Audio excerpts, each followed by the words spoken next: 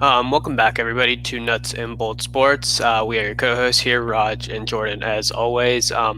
Coming to you with a little bit of a different sort of thing today here in front of us. If you've been keeping up with what's going on in the NBA, and I think by all means, not everybody has been going on with it because it has sort of just all rolled out within the span of 3.5, 4 hours max, where a lot of this happened. But the Milwaukee Bucks were set to play against the Orlando Magic this afternoon. They did not exit the locker room. The Magic were on the court practicing, and reports started to hit that the Bucks were not going to come out and play. Some top line reporters saying that there is sort of some thinking that the Bucks are going to be protesting this game. This was something that we kind of anticipated, but we didn't know if we were going to see it, I think, this early. I know we had heard stuff with the Raptors and the Celtics, sort of talking about that being on the table because of the and let me actually start off by saying that we here, especially on this podcast, we do not condone the violence, the racism, the systematic discrimination that we have been seeing a lot of, not just now. We're obviously coming off the heels of George Floyd and Breonna Taylor. Those names are still very much on our minds. And now we have Jacob Blake as well being added to the list. But this is a list that, spans not just three people. This spans hundreds and hundreds and thousands of. There's a lot. There's a lot to this. And we obviously do not condone any of that. And I do want to start by saying that we are very much against that sort of violence, that sort of racism, and that sort of systematic discrimination. But so the Bucks, they decided to protest because they said if we're not going to see changes, because this is something that happened right down the road from their hometown in Kenosha, Wisconsin, the Jacob Blake incident, and they said if we're not going to see changes, then we're not going to play. And Magic took their side, left the court. Soon after, we got the reports that Chris Paul and Russell Westbrook had met. They were going to be boycotting their Game 5 as well, and eventually the league just made the official announcement. Everything that was on the schedule for today has been postponed. Game 5 and series have been postponed. We don't know exactly what's going to shake out, from this point moving forward in terms of those games. I think that's sort of what's least concerning on a lot of our minds right now, because there's so many bigger problems sort of in the world, obviously. But what else is on the table and what else is important for everybody to be aware of is the players are meeting, just in about 10 minutes here. So we might be sort of discussing this thing in real time as we get information out of it. They're going to be the players are all going to be meeting at 8 p.m. Eastern tonight in the bubble to discuss what the plan of action is moving forward, how they're going to be going about all of this. And, it's not really a clear picture. It's very fluid in the way that the players are reacting. But we stand with the players. We stand with their decision to not step on the court and boycott these games. And I think that's it. We're kind of operating sort of free flowing here as well on the podcast, reacting, like I said, in real time to a lot of this stuff. But Jordan, what was your sort of thoughts as this stuff started to roll out? Yeah, definitely a wild day. Just in the last, this has all happened within the last 3.5, 4 hours. We've had so much happen between the NBA and the WNBA, postponing their games. Even a couple MLB games, I believe, are also being postponed and boycotted tonight. So I think it's important, and I think you hit on all the things at the beginning. Obviously, with us not standing for all the injustices that have happened, not just recently, but over the years. This has been not just something that's happened this year, but it's happened going back. I mean, we're talking hundreds of years, obviously. But we've been battling this issue, it seems like, more prominently with all the, with the rise of social media and everything over the last couple of years. And I think, you have to really give kudos to the Bucks for being the first kind of domino to fall today.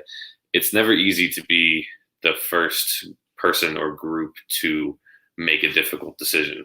And I think, kudos to obviously everybody else for following suit, but it's easy to follow. It's hard to lead, especially in a situation like this where it's, you're not just one person deciding not to play. You're not just doing something before the game. You're deciding to entirely, put everything online. You're putting your salaries, your potential reputation. Everything is on the line here. and the Bucks, made what I think was the right decision. They made it together, it seems like, which is great. They had a huge locker room discussion, and I think they should deserve a lot of credit for, like I said, being that first domino. It's tough because it seems like it's just been happening more and more. Where we have all these issues with the police killing unarmed Black people, and the sad part is it doesn't seem to be slowing down no matter what happens. Like, I've seen peaceful protests, I've seen non-peaceful protests, and the biggest example is with the Jacob Blake situation. They were having protests, in Milwaukee and everything, and they literally had a guy with an automatic weapon, I don't know what kind it was, out there, and he ends up killing 2 protesters. And right there in that span, you see how differently he was treated. He wasn't gunned down, even though he had a gun. He, nothing. He's been arrested. He's been charged with murder. But it's right there in the moment. You see the 2 different sides. You see unarmed Black man get shot, and you see a white guy with an automatic weapon. Which, to be honest, nobody should have those unless you're in the army. And he's out there killing innocent people, and he doesn't get shot. Like, that to me is just mind blowing. And I think that's just one of the many reasons that you saw, the Bucks and the rest of the NBA and WNBA do what they did today, because there's clearly some sort of bias. I even watched the police chief. He gave a statement, and I don't know if you saw it. It was mind blowing in the worst way. He literally started off the statement by highlighting the fact that it could have been avoided if they were not out past curfew, and that's why curfew is in effect. That's ridiculous, and that's, I think, further proof to the issues that we have. It's not just like a couple of bad cops here and there. Like, it's up to these police chiefs and these people of actual power. So we, I think, as a country, have a lot of growing to do, and I'm not saying it's going to get better anytime soon, but hopefully with things like this, taking away sports, we don't need sports. Like, sports is a privilege. Everything's a privilege for these guys to be able to go out there and entertain. And I think that's also something why they said they felt kind of guilty. They're in this bubble and they're safe and they don't have to worry about anything.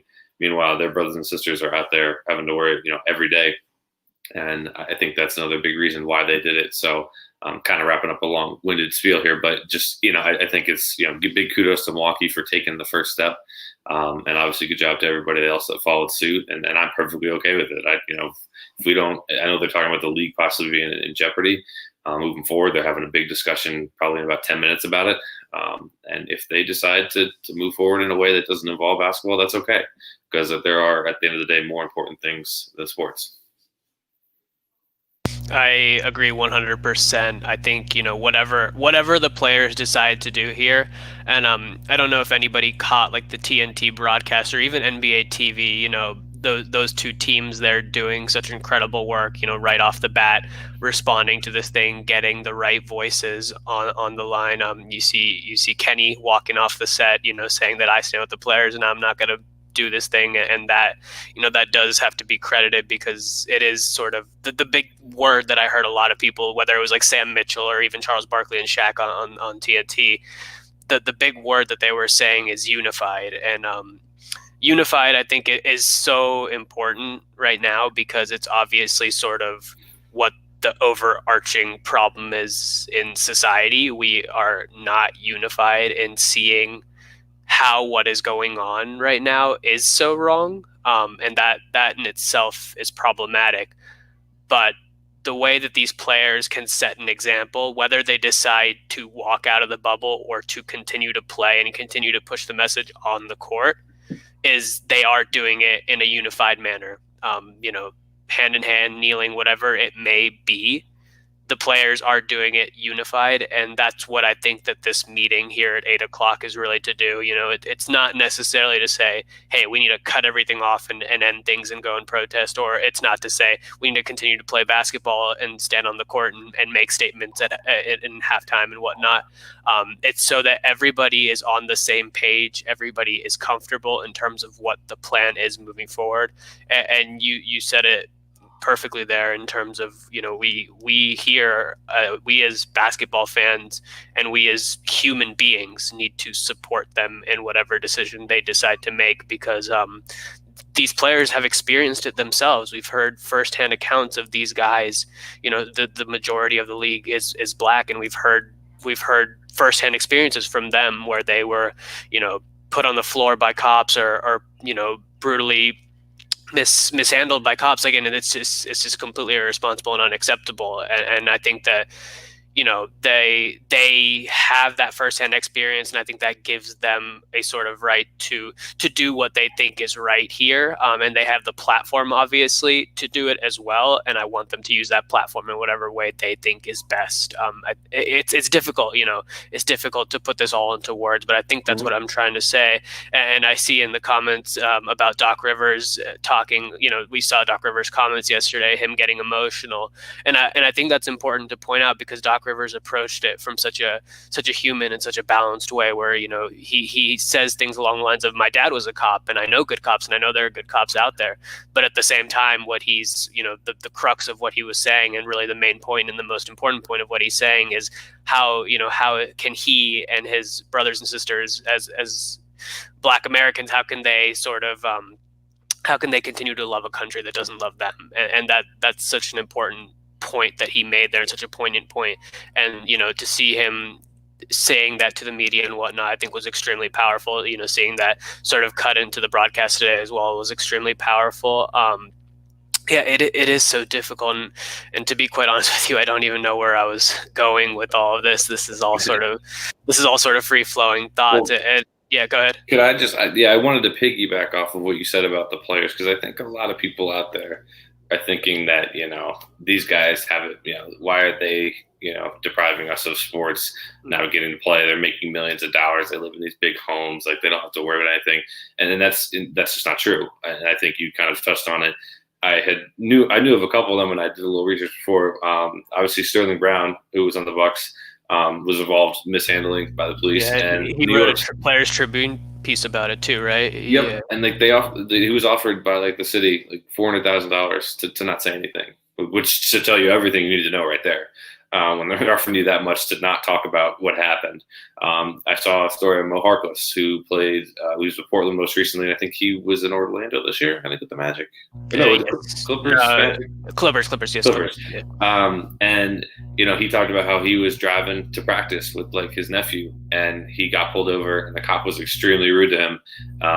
He had his license out. He didn't do anything wrong. He was trying to be, he's like, hey, what did I do? And the cop just, was being extremely rude, ran his license and came back and was like, oh, look, I'm so sorry, you're Mo Harkless, like, go get him tonight. And I was like, that still doesn't, excuse you. If you wasn't Mo Harkless, what could have happened? Yeah. You also had John Henson, also in the Bucks, harassed while shopping for jewelry. Right. And then the big one, which I think happened about 5 years ago, which people kind of forgot, was the Thabo Sefolosha thing, where he was, there was a stabbing incident. He wasn't involved. He was just there at the scene. He gets taken down by police and injured by the police. Broke his leg or something, right? Yeah. Yep. And he ended up missing the rest of the regular season. Postseason, he had a huge, civil court case with them and stuff. So for everyone that thinks that, like, they just, the NBA and other athletes are just like, immune to it, they're not. Like, they can get harassed at any moment. They're not in their uniform. If you're not in the uniform, they just, they look taller, but they look like every other, African American in that sense of just being normal people.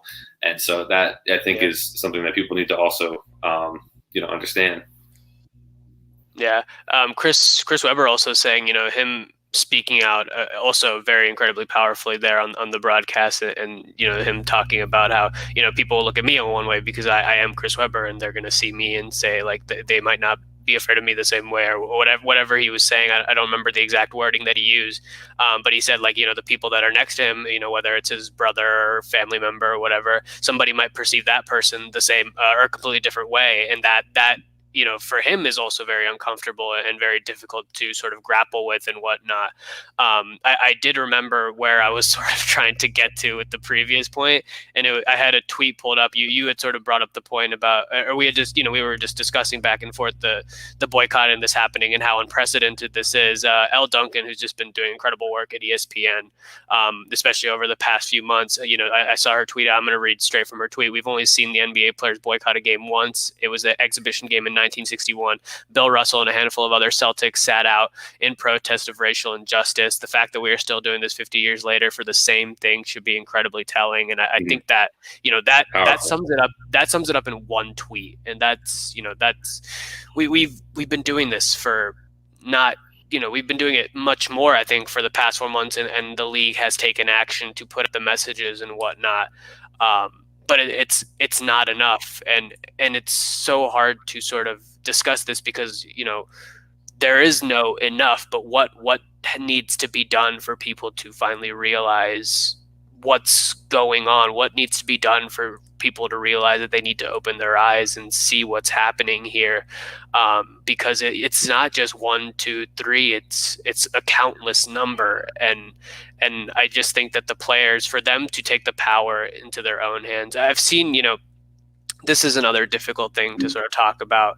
I've seen people saying, like, don't give the league and don't give Adam Silver the credit here, and I don't necessarily know if that's fair, because the league, they obviously have to do what's right here, but I think Adam Silver has shown us from the beginning that he's been willing to make these actions. I mean, just months into his tenure, he kicked out Donald Sterling for his racist actions, and that was not a difficult thing. But it was the first time that we had seen anything like that from from a commissioner of that stature, in a league of this stature, to that extent, because we hadn't seen that in so many years beforehand, before Adam Silver took over, because we knew that these things were happening with Donald Sterling behind the scenes, Right. and nothing happened. And for him to, so I do want to give him a little bit of credit for that, because I think he does deserve some credit for sort of the platform that players now have. But the power is in the players' hands. Obviously, it's sort of, and they showed that today, and I'm glad that they showed that today, because it does sort of give them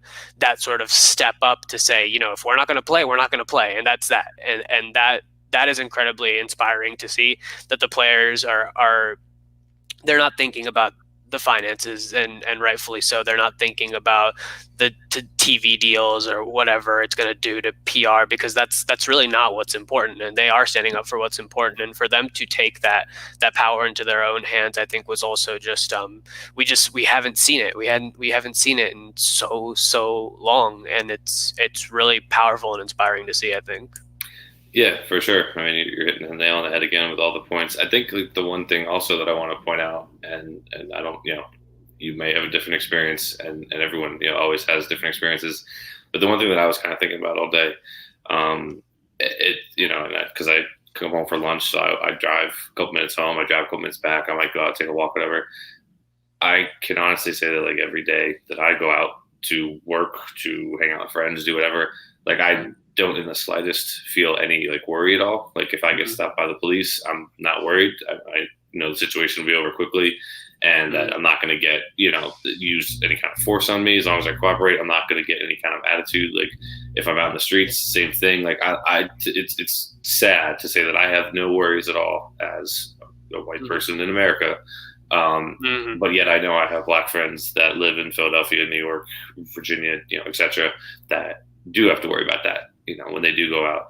And it's not fair. It should be, everyone should never have to worry. Everyone should have my experience in that. And it's sad that we have a large majority of the population that does not feel that way. And that's really a sad thing when you think about it. And that's another part of this reason why what has happened today is because of things like that. It's because guys can't just go out for a drive or drive to the practice arena without worried about getting pulled over or getting targeted or anything like that.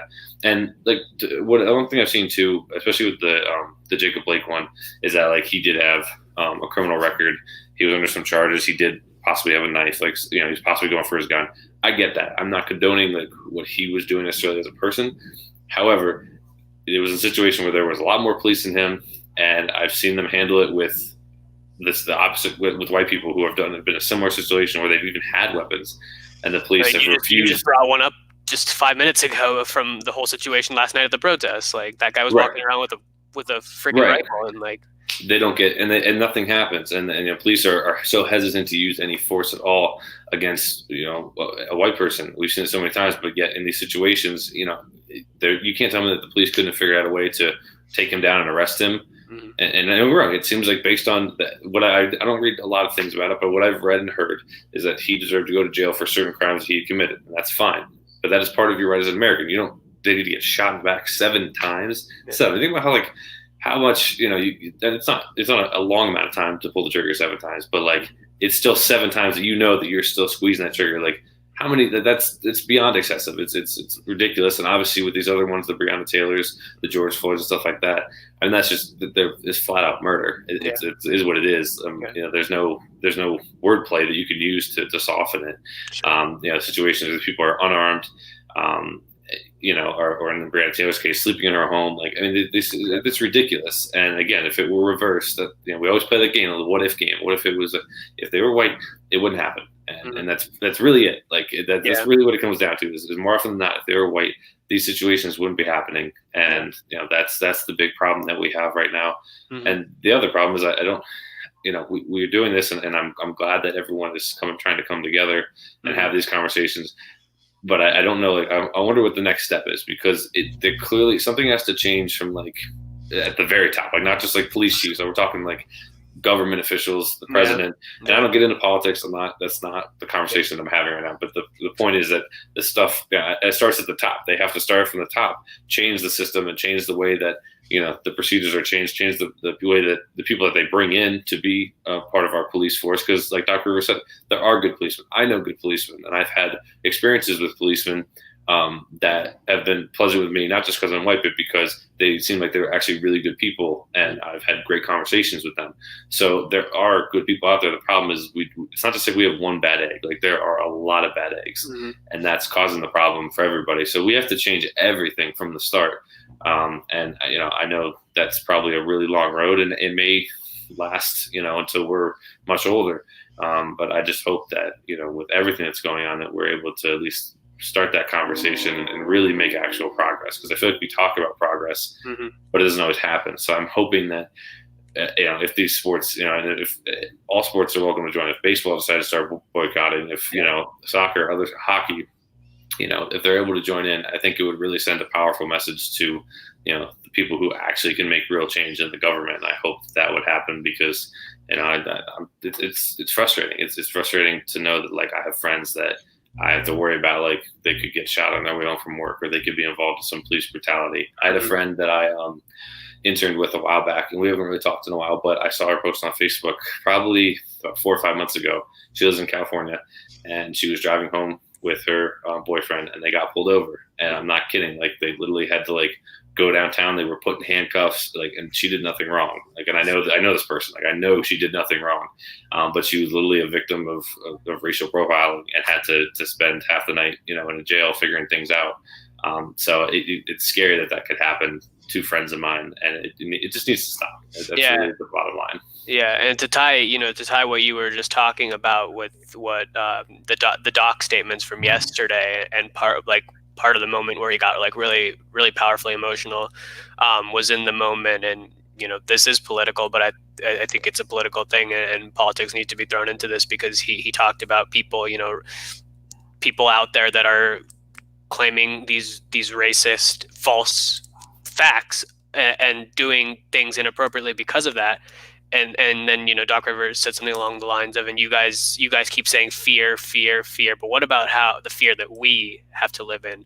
Like him as a black person who raised a son, multiple children, black children, sons and daughters, and for somebody of his stature, and again, this doesn't really come down to stature, but if you think about it in terms of that sort of situation, somebody of his sort of stature, who's an accomplished NBA coach, an accomplished NBA player, a respected person in and outside the league, like, even for him to have to go to his children and say, like, these things are going to happen, and this is how you need to react to in these kind of situations, like, that's just heartbreaking. And that's Doc Rivers. Like, when you think about just the broad spectrum of people that are out there and how they have to deal with these kind of situations, the fact that people need to go and tell their children that you need to react in this way, otherwise this might happen to you, that's fear. That's true fear, and that's just what's incredibly heartbreaking about this. And we're supposed to be the country that doesn't have that. I mean, like, we don't. There are countries out there that live under terrible dictators or very poor systems, and they have to fear for war in their lives every day. Like, we're supposed to be the country that is not that, where you can come here. Exactly. And don't get me wrong, like, the whole, like, they live in the American dream. That's probably a little hoaxy and a little bit too much for show. But like the whole point I think is coming to America is like you should be able to be accepted for like what racial background you are, whether it's could be blacks, could be of Asian descent, Hispanic. Like what I mean, there's obviously more to it. We've seen more prominently with the African American community, but there's also these other cultures as well that are supposed to be able to come here and be accepted. And I think we do a pretty poor job of that all around.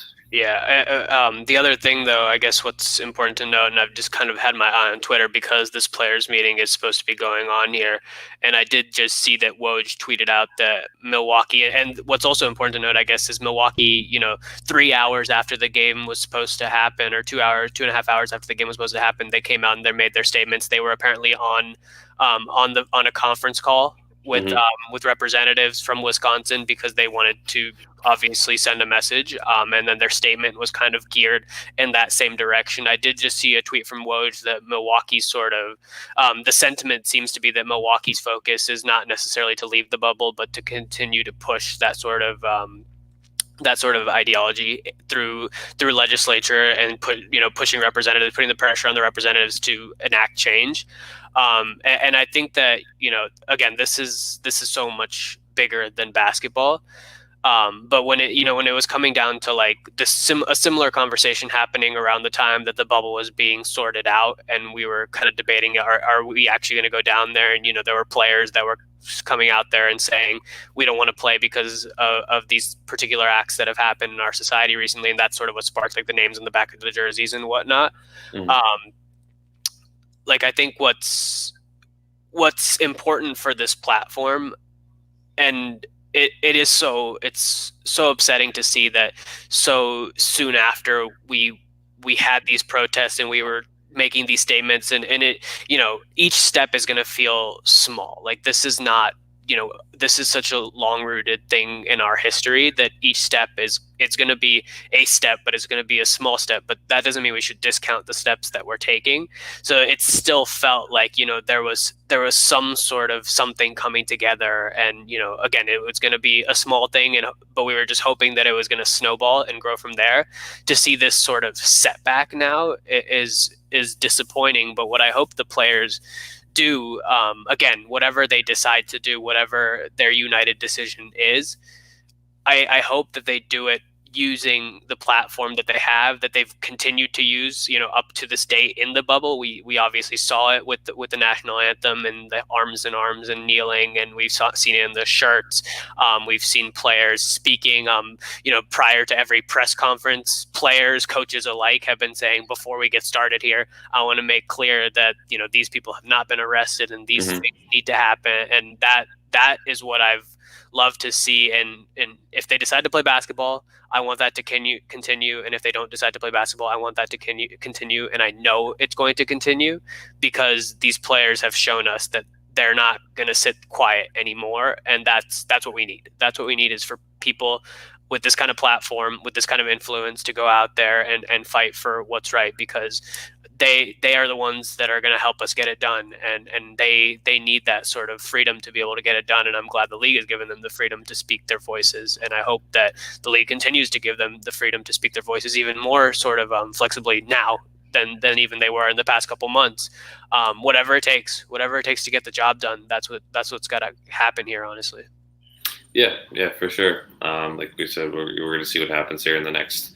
I wouldn't even say 24 hours, probably in the next like 2 or 3 hours. Once this meeting, we don't know how long that meeting is going to go, but I imagine it'll probably should be a pretty lengthy discussion between the players. I hope so. I hope it is. Yeah. Yeah, it should be. That's not something that you can just settle with like a 45-minute conference call. Yeah. So obviously, as we saw here too, like the Mariners Padres was postponed along with the Reds. So it seems like a couple of other MLB teams. And I do know from a tweet that I saw that the Mariners do have the highest percentage of African American players on their roster. So makes sense that they would also join in. So we'll see if other teams. I know some games are going on right now, some haven't started. So we'll see if anything else changes. But it's kind of like I said at the beginning. I'll kind of just end it with this, where like, as much as I want the privilege to be able to watch basketball and other sports, like it's fun. It's a stress reliever for me. And I like to be able to watch it. I think we can't get too caught up. I saw some negative tweets too that were like, well, how could they be canceling? I was like, well, you're not getting it then. Yeah. And if they decide to move forward and want to play, that's great. And I hope they're able to continue to spread their message, while playing. If they were to decide that they wanted to cancel it and leave the bubble and be done, then that's a decision that I would support. And it stinks. You want to watch your team play, but at the end of the day, it's more important than sports, and you got to put all the feelings aside for that and focus on the actual issues in the country, not just who's playing each other on a Thursday night type of deal. So hopefully, we progress forward together. That's always the important thing, and I support whatever they do, and kudos to them for using that platform, like you said, to start that kind of domino effect here. Today, and we'll see what happens. Yeah, let's hope. Let's hope that this is, and I just said it, that this feels, what happened recently feels like a step back, but let's hope that we can all sort of move hand in hand and take one massive leap over that step back, move it forward. So we can sort of start to heal and recover and evolve and change in the most responsible ways possible, because that's what we need right now. That's simply what we need right now. And I trust the players to do what's right, and I support the players in whatever decision that they do decide to make. I also want to thank you for having this conversation with me, because this is never easy stuff to talk about. And I know I felt like I was sort of rambling and saying things, but there's just so much on my mind. This is only scratching the surface of what can happen here. So I thank you for sort of talking about these difficult things with me, and I want to thank Joe and Nuts and Bolts for giving us the platform to talk about this stuff as well, because it's important. It's simply important. It's what's right. It's what's human, and that's all it comes down to. But that'll bring us to a close for this broadcast. Thanks for everybody that did tune in and did listen to this. We do really appreciate it. Be sure to follow Nuts and Bolts Sports. I'm sure we'll have some of our writers and other podcasters talking about this situation in the coming days. So keep an eye out for that, and just keep posted on Nuts and Bolts Sports, just because we will sort of have the rundown for you all in terms of what you can expect to see out of the league moving forward, depending on whatever decision the players come out of tonight or in the next couple of days or whatever. So just keep your eyes posted, and we'll be